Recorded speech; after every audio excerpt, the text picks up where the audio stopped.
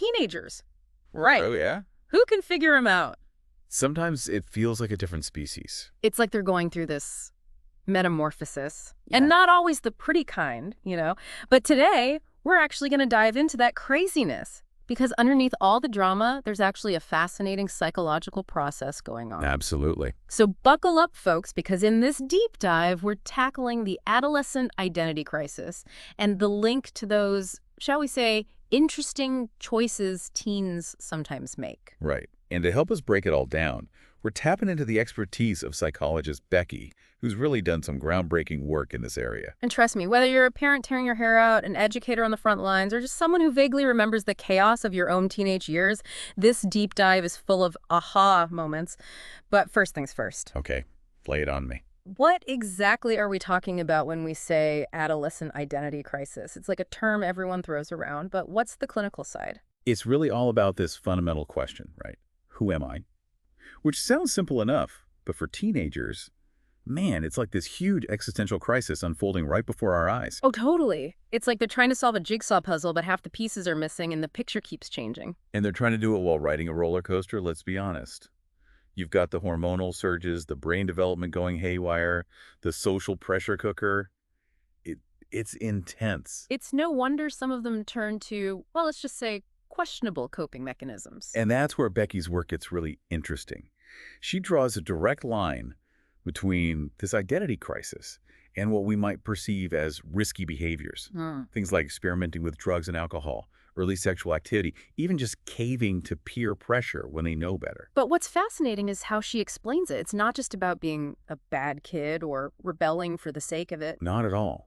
It's often a way of seeking control in a world that feels utterly out of control, or a way of feeling something, anything, when you're numbed by the pressure of it all. It's like these behaviors become a way to shout, I am here, I am somebody, even if it's in a way that makes us adults cringe. Exactly. Take drug use, for example.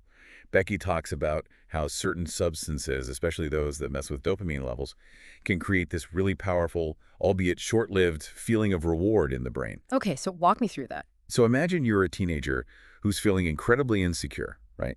You're awkward, you don't fit in, maybe you're getting bullied. Ugh, the worst. Right. Drugs can become this escape hatch. They hit that reward center in the brain and bam, instant relief. Temporary, sure, but potent. So it's not just about seeking pleasure, it's about escaping pain. Exactly. And then you've got things like early sexual activity. Becky had this one case study, really stuck with me, about a teenage girl who felt completely invisible. Like nobody saw her, nobody valued her, and for her, engaging in sexual activity, even though she wasn't emotionally ready, it was a way to feel desired, wanted, to feel like she had something to offer. It's heartbreaking, but it makes sense. If you're struggling to figure out who you are, those external forms of validation, however fleeting or misguided they might be, can seem like lifelines. Absolutely. And that's why Becky stresses the importance of providing teenagers with healthy outlets and strong support systems to navigate this tricky terrain. And that's where parents, educators, even communities at large have a huge role to play. So what does that look like practically? Because it's easy to say be supportive, but when you're dealing with a teenager who's slamming doors and giving you the silent treatment? Oh, I hear you. It's tough, for sure. But a good place to start is open communication. And I don't mean lecturing or trying to fix their problems. Because teenagers can smell a lecture from a mile away. Like sharks with blood. But seriously, just creating that safe space for them to open up without judgment, that's huge. Just being heard can make a world of difference, can't Well, it? huge. And then, just as important, is making sure they have those positive outlets to explore their identity in healthy ways. So what are we talking about? Sports? Music? All that and more. Think about it. Sports can be amazing for building confidence, resilience. You know, that feeling of pushing your limits, achieving something tangible. That can be so grounding when everything else feels up in the air. And the arts. Don't forget the arts. Yes. Music, drama, painting, whatever speaks to them.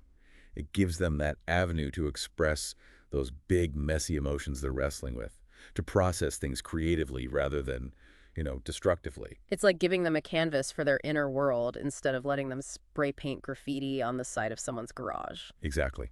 And then there's things like volunteering, mentorship programs, anything that gives them a sense of purpose, of belonging, of making a difference. It all comes back to that fundamental need to feel seen, to feel valued, to feel like they matter. Exactly.